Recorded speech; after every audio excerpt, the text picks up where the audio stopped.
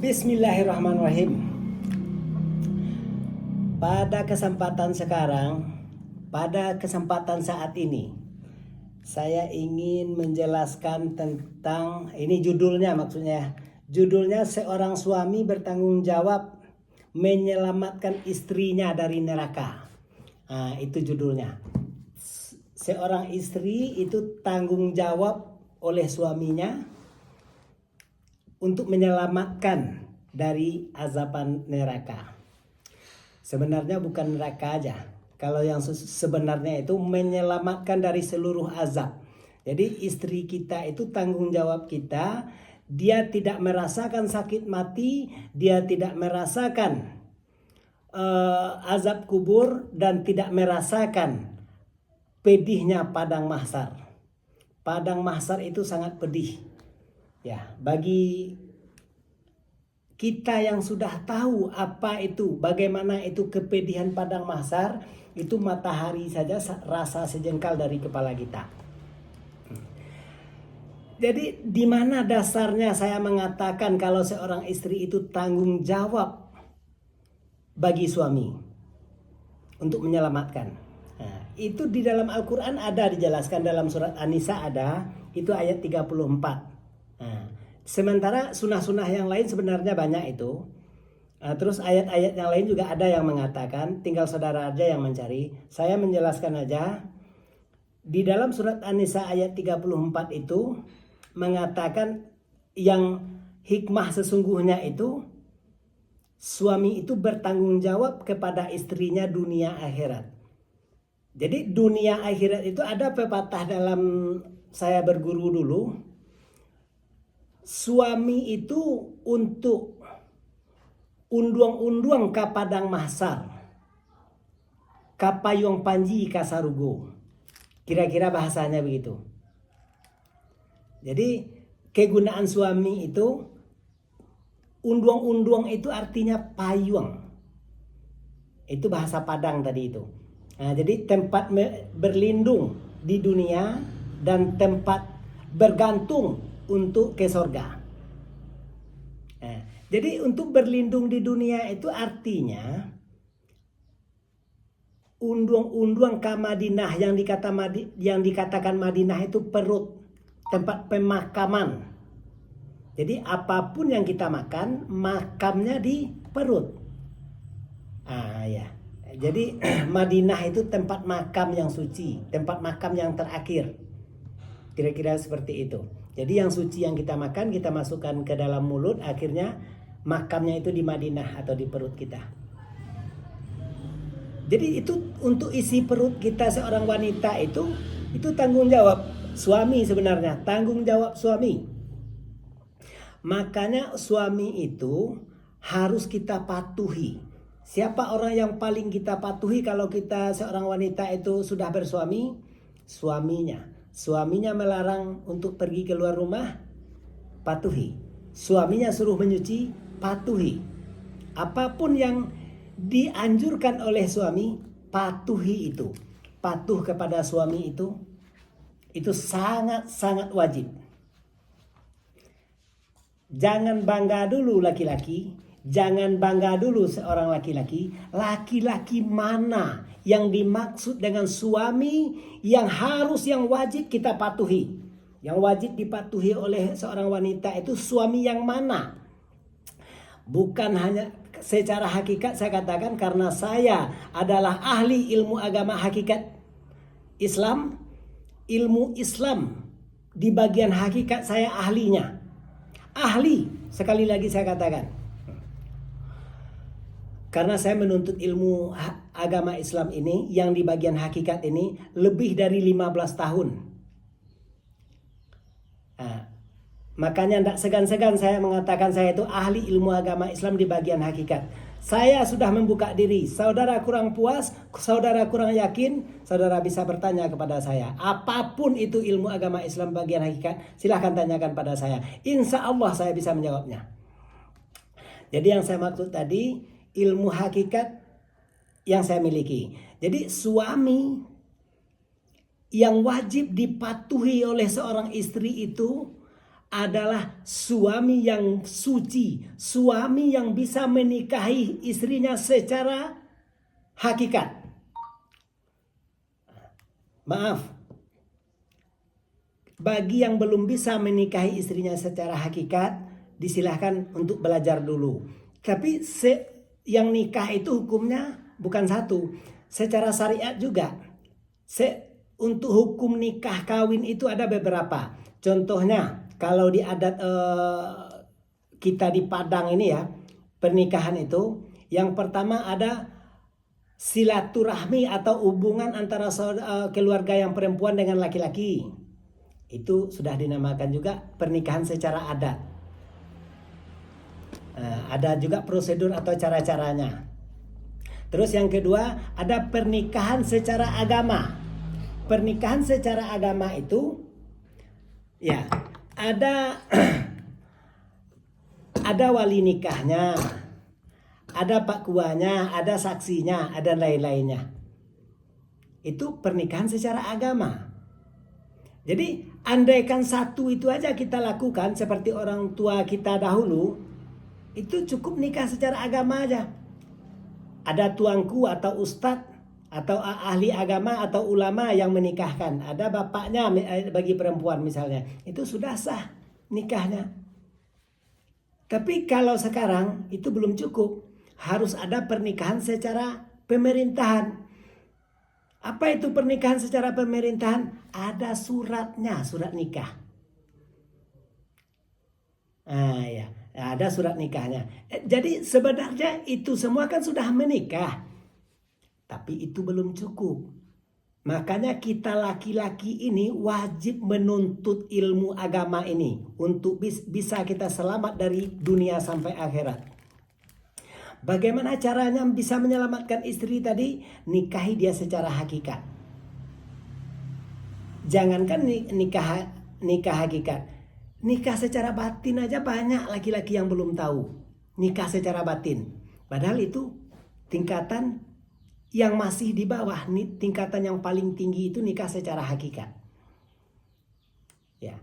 Nah, jadi kalau saudara belum mendengar tentang itu, berarti ilmu pengetahuan saudara tentang agama Islam di bagian hakikat masih minim. Jadi masih dianjurkan untuk belajar. Jadi seorang wanita yang memiliki suami ahli di bidang di dalam ilmu agama bagian hakikat, untuk pengamalannya saja. Andaikan dia bisa berserah diri kepada Allah, andaikan dia pasti masuk surga. Dia sudah menikahi Anda secara hakikatnya, itu suami yang tidak boleh dilawan. Itu suami yang harus kita patuhi. Itu dia. Jadi kalau suami yang lain bagaimana? Saya tidak menyinggung masalah itu.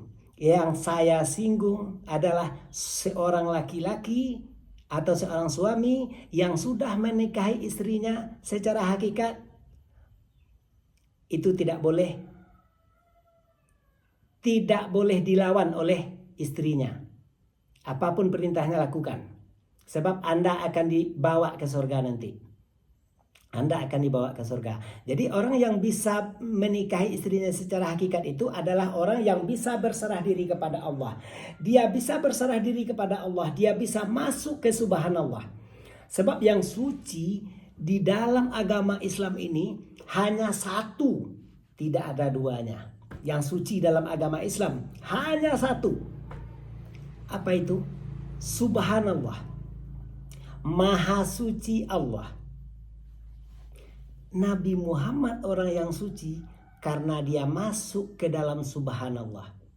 Nabi-nabi kita dia orang yang suci karena dia masuk ke subhanallah. Kita ingin suci, wajib masuk ke subhanallah. Kalau kita bisa masuk ke subhanallah, maha suci Allah, kita ikut suci di dalamnya.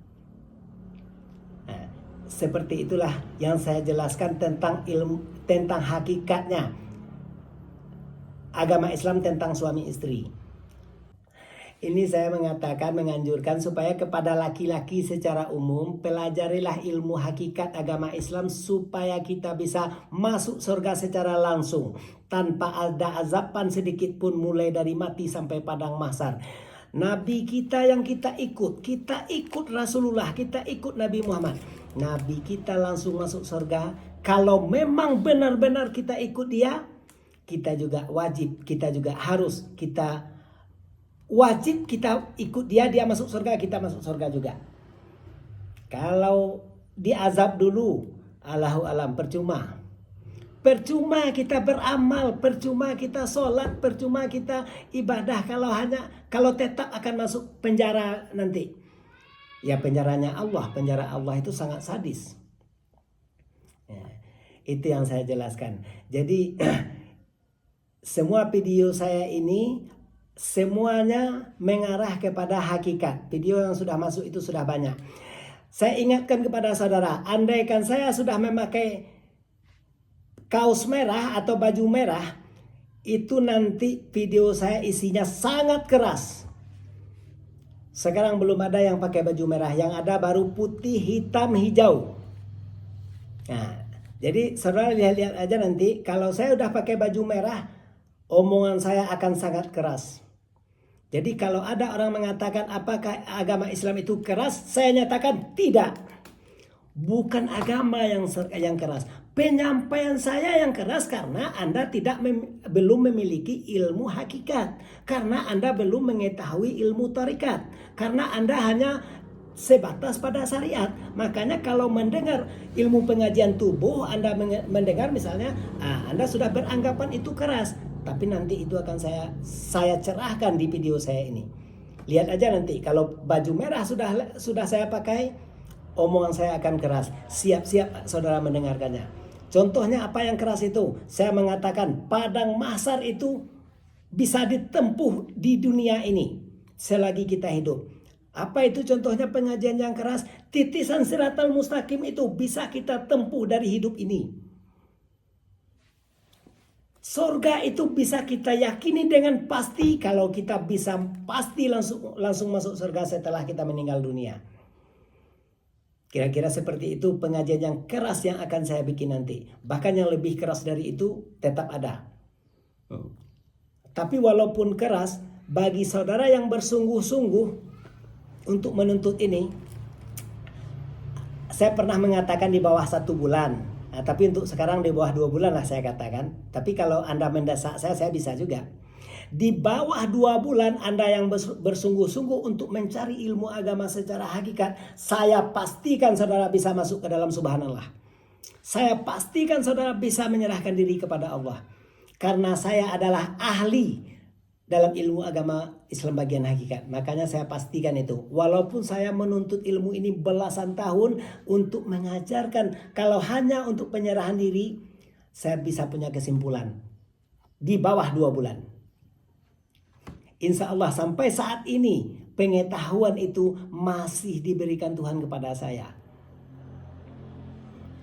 Apakah saya wajib menyampaikan kepada saudara ilmu hakikat ini? Tidak. Saya tidak wajib menyampaikan kepada saudara. Siapapun saudara, saya tidak wajib menyampaikan kepada saudara. Yang ada apa? Saya bermurah hati. Hablum minan nas, hubungan sesama manusia. Sekarang saya itu kalau melihat orang susah atau melihat orang sakit, saya udah kasihan melihatnya. Saya akan berusaha untuk membantu. Apalagi saya tahu seandainya dia tidak bisa menyucikan diri di waktu di dunia ini, dia nanti akan diazab oleh Allah Subhanahu wa taala. Di sanalah terbitnya kasihan saya untuk sesama manusia. Manusia ini nggak tahu, dia nggak yakin akan adanya hari kiamat nanti itu, akan adanya kita dikembalikan nanti itu. Dia nggak yakin karena dia itu bodoh dalam ilmu agama secara hakikat, atau dia tidak membaca Al-Quran. Di dalam Al-Quran ini banyak mengatakan kalau hari berbangkit itu pasti ada. Nah, maka dari itu saya ingin memberitahu saudara, seorang istri wajib patuh kepada suaminya. Wajib patuh. Jadi saya anjurkan lagi, seorang suami wajib bisa menyampaikan diri kepada Allah. Wajib bisa masuk ke subhanallah. Sebab kalau Anda tidak masuk surga, bagaimana caranya Anda membawa istri Anda ke surga nanti? Jadi siapa yang bisa membawa istrinya ke surga? Orang yang bisa masuk surga. Kalau seorang suami itu dia masuk neraka atau dia aja tidak yakin kalau dia akan masuk surga, mana bisa dia menyelamatkan istrinya? Nah, jadi minimal kita seorang laki-laki itu bisa menyelamatkan istri kita. Itu minimal. Kalau bisa kita bisa menyelamatkan, membawa teman-teman kita, saudara-saudara kita. Apakah itu ada? Ada. Nanti di padang mahsyar itu ada namanya tim penyelamat, tapi bukan Nabi Muhammad. Siapa itu? Itu guru-guru yang mursyid, guru-guru yang sudah punya murid-murid yang mencapai makrifat juga. Dan itu bukan juga semua orang. Siapa orangnya? Nantilah kalau Anda ingin tahu itu temuin saya, Rizal Bakar Pariaman. Silahkan komen dulu di kolom komentar saya. Saat ini saya memberi pengetahuan yang mulai agak keras sedikit. Baru mulai agak keras. Ini baju saya sudah ada merah-merahnya sedikit. Makanya mulai keras sedikit. Nanti kalau udah merah semua, udah menyala nanti. Jadi komen yang negatif-negatif sangat banyak nanti yang akan hadir. Silahkan aja. Sekarang aja sudah ada yang mengatakan saya salah besar di dalam YouTube itu. Anda pembohong besar katanya. Silahkan kamu ngomong seperti itu. Silahkan. Kalau kamu ingin tahu apa yang sebenarnya, hubungi saya. Jadi Anda yang mengatakan saya salah besar itu, Anda sendiri tidak tahu kebenaran tentang diri Anda. Kalau saya tahu. Kira-kira seperti itu. Jadi kepada saudara-saudara semua, kepada sahabat-sahabat saya semua, apalagi yang kita umurnya sudah tua-tua seperti ini, sudah umur kepala 5 atau kepala 4, dekatkanlah diri kepada Allah.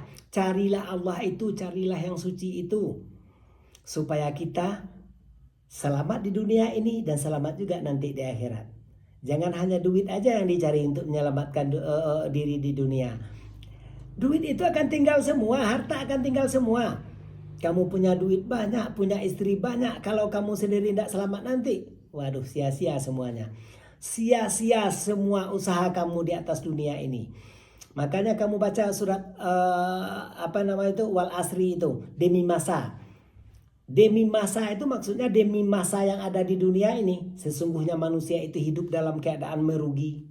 Siapa itu yang merugi? Orang yang tidak bisa berserah diri kepada Allah.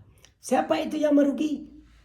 Yang tidak bisa membawa dirinya ke surga, apalagi istrinya, apalagi saudaranya yang lain. Nah, maka dari itu saya menganjurkan ini. Silahkan perbanyak amal ibadah seperti kita pergi umroh, pergi haji. Tapi kalau ilmu kita tentang umroh, ilmu kita tentang haji tidak ada, kira-kira apa ya? Jadi saya mengatakan beramal tanpa ilmu sia-sia. Ilmu tak diamalkan tak berguna. Nah, jadi saudara sudah susah-susah mengumpulkan uang banyak-banyak untuk pergi haji ke Mekah, tapi ilmu tentang haji nol. Makanya haji saudara itu tidak mabrur. Sedangkan haji yang diterima oleh Tuhan itu hanya haji yang mabrur. Untuk bisa mendapatkan haji yang mabrur, pelajari ilmu agama Islam secara hakikatnya. Saya anjurkan belajar secara hakikat, bukan berarti meninggalkan syariat dan tarekat, tidak. Ya. Jadi dari pembicaraan saya sekarang ini pasti banyak yang tergeli-geli, pasti banyak yang sakit hati, pasti banyak yang segala macamnya. Silahkan, itu hak saudara. Hak saya hanya menyampaikan. Saya bukan nabi, bukan rasul. Saya manusia biasa. Di diri saya ini la haula wala quwata illa billahil aliyul azim. Yang wajib menyampaikan itu hanya nabi kita. Nabi Muhammad SAW menyampaikan agama diberi oleh Tuhan modal. Saya tidak. Saya tidak ada dikasih modal sama Tuhan. Nabi Muhammad dikasih, baru dia menyampaikan. Apa modal dikasih oleh Tuhan untuk Nabi Muhammad? Yang 4 itu sidik, tablik, amanah, fatonah. itu adanya pada Nabi kita. Kita hanya meniru-niru. Jadi sidik artinya benar Rasulullah, tablik artinya menyampaikan Rasulullah, amanah artinya kepercayaan Rasulullah, fatonah artinya cerdik Rasulullah. Jadi makanya Nabi Muhammad itu tidak berlaku sama dia la haula wala. Dia Muhammad Rasulullah, Rasul Allah. Nah, kalau kita la haula wala quwata illa billahil aliyil azim, tidak jenis daya dan upaya kecuali dengan Allah Subhanahu wa taala. Dah, sekian dulu. Saya ucapkan terima kasih bagi saudara yang mendengar. Saya ucapkan terima kasih bagi saudara yang mengasih subscribe. Ya. Assalamualaikum warahmatullahi wabarakatuh.